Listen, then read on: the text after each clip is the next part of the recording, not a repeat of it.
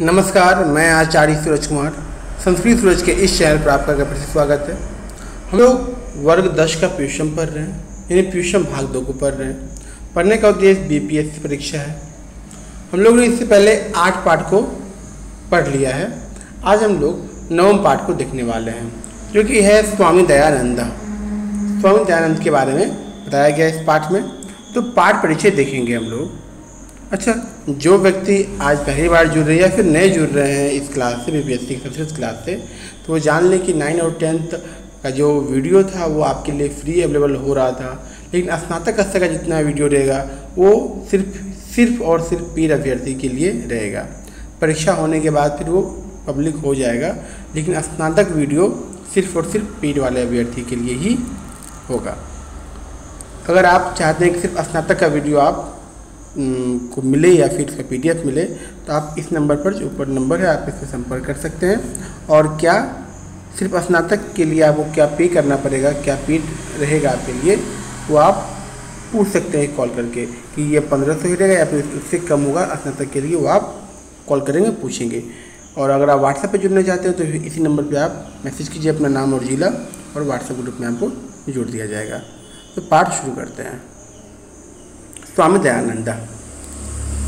ये पाठ परिचय देखते हुए पढ़ेंगे कि 19वीं शताब्दी ईस्वी में महान समाज सुधारकों में स्वामी दयानंद भी बहुत प्रसिद्ध थे। यह हैं, इन्होंने रूढ़िग्रस्त समाज और विकृत धार्मिक व्यवस्था पर कठोर प्रहार करके आर्य समाज की स्थापना की, जिसकी शाखाएं देश विदेश में शिक्षा व्यवस्था में गुरुकुल पद्धति का पुनरुद्धार करते हुए उन्होंने आधुनिक शिक्षा के लिए डीएवी विद्यालय जैसे संस्थाओं की स्थापना को प्रेरित किया। इनका जीवन चरित्र प्रस्तुत पाठ में संक्षिप्त रूप से दिया गया। इनका जो जीवन चरित्र है स्वामी दयानंद जी का, इनका इस पाठ में संक्षिप्त रूप से दिया गया है। पढ़ते हैं हम लोग पाठ को। आधुनिक भारतीय समाजस्य शिक्षायश्च महान उद्धारकः स्वामी दयानंद। आधुनिक भारत में समाज और शिक्षा के महान उद्धारक कौन है? स्वामी दयानंद है। आर्य समाज नामक संस्थापेन इतस्य प्रभुतम योगदानम भारतीय समाजे गृह्यते। आर्य समाज नामक संस्था की स्थापना करने में इनका बहुत बड़ा योगदान और भारतीय समाज में लिया जाता है। भारतवर्षे राष्ट्रीयतायाः बोधे अपि अस्य कार्य विशेष। कहता है कि भारतवर्ष में राष्ट्रीयता का ज्ञान बोध भी इनका विशेष कार्य रहा है। राष्ट्रीयता का ज्ञान क्या होना चाहिए, राष्ट्रीयता है वो होता क्या है, उनमें भी इनका विशेष कार्य रहा है। आगे है कि समाजे भारतवर्षे राष्ट्रीयतायाः बोधे ये तो पढ़ लिए। आगे है कि समाजे अनेकाः दूषिता प्रथा खंडयित्वा शुद्धतत्व ज्ञानस्य प्रचारम दयानंद अकरोत्। समाज में अनेक दुष्ट प्रथाओं को खंडित करके हटाकर वास्तविकता का ज्ञान का प्रचार करने वाले कौन है? तो दयानंद हैं। दयानंद ने इसका सत्यता का जो है सत्य के ज्ञान का, तत्व ज्ञान का प्रचार किया। जो अंधविश्वास था उसका खंडन किया, दूषित प्रथाओं का खंडन किया। अयम पाठ स्वामिनो दयानंदस्य परिचयम तस्य समाजोद्धरणे योगदानं च निरूपयति। यह पाठ जो है स्वामी दयानंद के परिचय और समाजोद्धार में योगदान को निरूपित करता है। अब आगे पाठ को देखने वाले हैं। पाठ पढ़ेंगे तो मध्यकाले नाना कुत्सित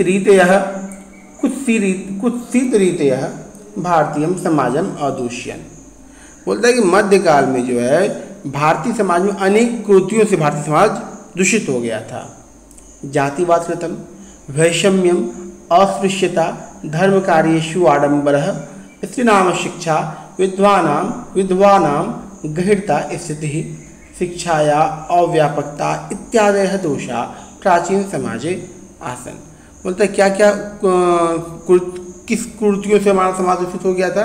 तो कह रहा है कि जातिवाद की विषमता, छुआछूत, धार्मिक कार्यों में आडंबर, स्त्रियों की अशिक्षा, समाज में विधवाओं की निंदनीय स्थिति, शिक्षा की अव्यापकता आदि दोष हमारे प्राचीन समाज में फैले हुए थे। ठीक है। अतः अनेके दलिता हिंदू समाजम तिरस्कृत्य धर्मांतरणम स्वीकृतवन्तः। इसका क्या दुष्प्रभाव हुआ? तो अनेक जो हैं दलित जो हैं हिंदू समाज से अपमानित होकर, अब लोगों में था कि वो छुआछूत छोटा है, जाति भाव था लोगों में, तो जो दलित वर्ग के लोग थे वो हिंदू समाज से अपमानित हो गए। तो अपमानित होकर उन्होंने धर्म परिवर्तन करना शुरू कर दिया और स्वीकार कर लिया। एतादृशे विषम काले ऊनविंशतिके केचन धर्मोद्धारका सत्य अन्वेषणः समाजस्य वैषम्य निवारकः भारतीय वर्षे प्रादुर्भवन्। और क्या कह रहा है कि ऐसी विषम परिस्थिति में 19वीं सदी में कुछ धर्म उद्धारक एवं सत्य के खोजी सामाजिक विषमता का निवारण करने वाले भारतवर्ष में पैदा हुए 19वीं सदी में। अभी दयानंद की चर्चा नहीं हो रही है, बताया जा रहा है कि 19वीं सदी में दयानंद या इनके जैसे और अन्य भी समाज उद्धारक जो हैं जो सामाजिक विषमता का निवारण कर सकते थे, उनका जन्म हुआ हमारे भारतवर्ष में हुआ कब? 19वीं सदी में। तेषु नूनम स्वामी दयानंदः विचाराणां व्यापकत्वात् समाजोद्धरणस्य संकल्पाच्च शिखर स्थानीय। और उन सबों में निश्चय ही स्वामी दयानंद के विचारों की व्यापकता और समाज के उद्धार का संकल्प शिखर पर अर्थात सर्वोच्च है। देखिए 19वीं शताब्दी में जब ये सब घटनाएं हो रही थी, समाज में अनेक कुरीतियाँ फैली हुई थी, तो अनेक धर्म समाज के उद्धारक का जन्म हुआ था। उनमें एक स्वामी दयानंद जी भी थे और इनका प्रभाव बहुत हद तक बहुत लोगों पर रहा। मतलब इनका जो उद्धार का संकल्प, समाज को उद्धार का संकल्प है, ये सर्वोच्च है। कहता है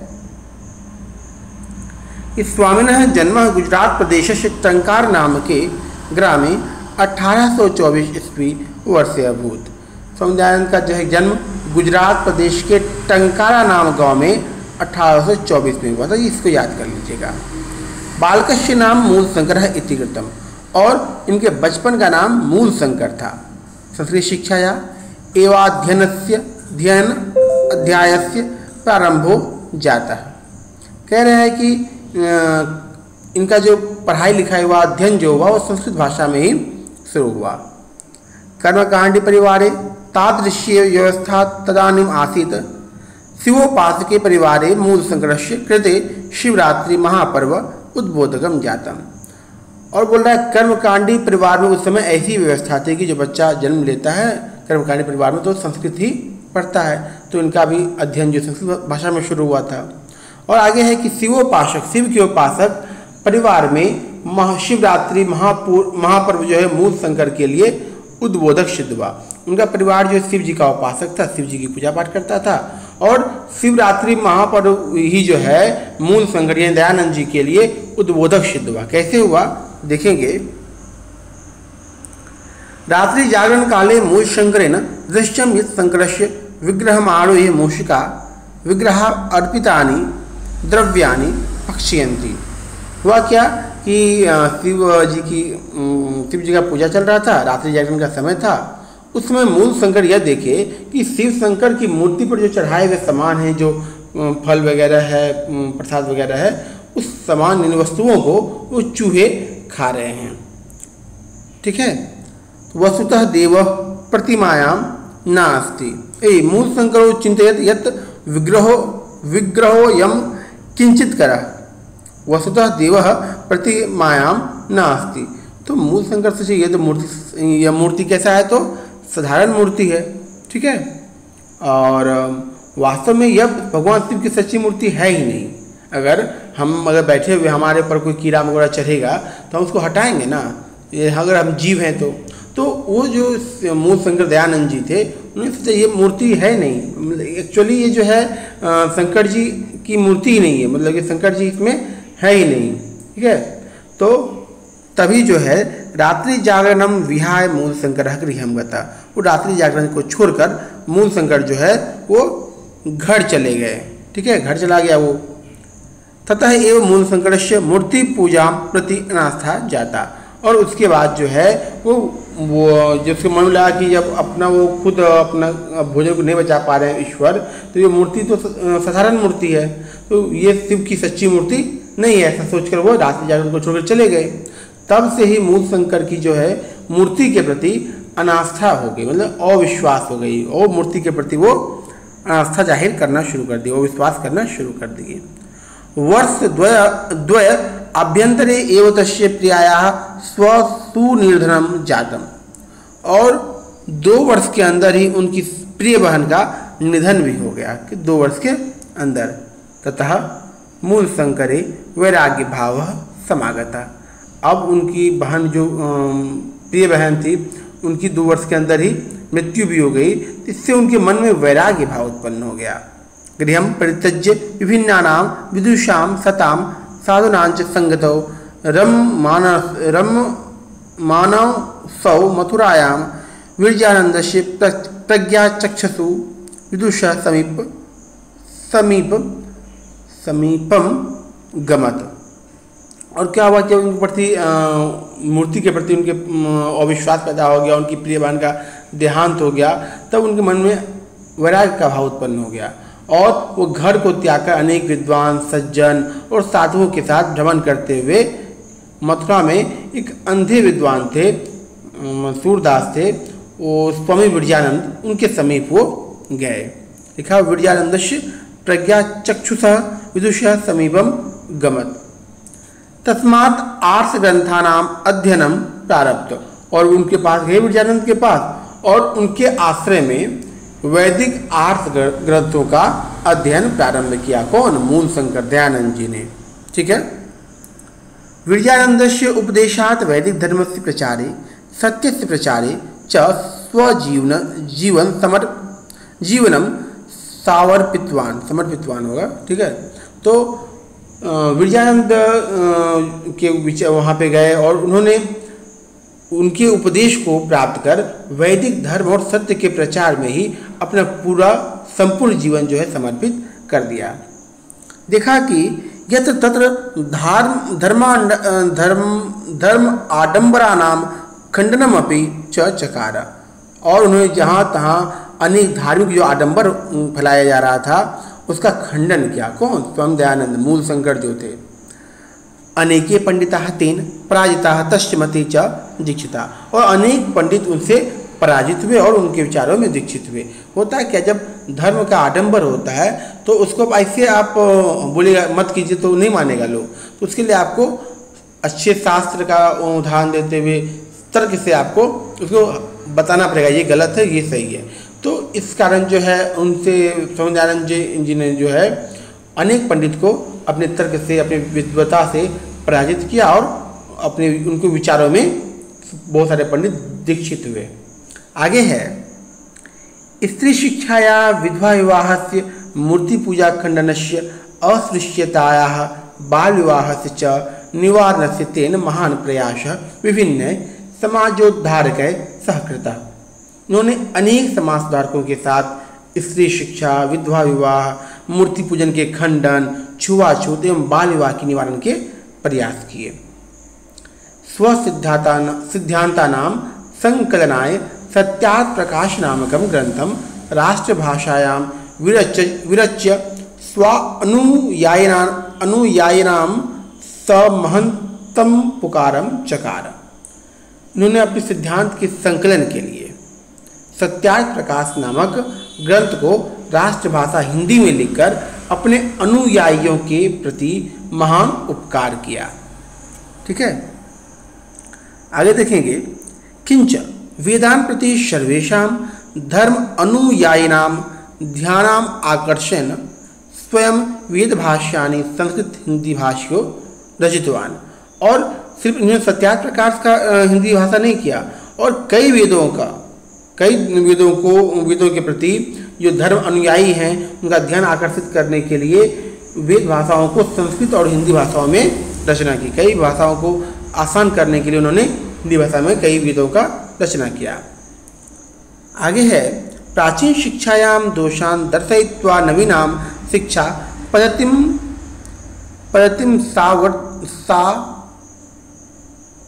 सावदर्शत।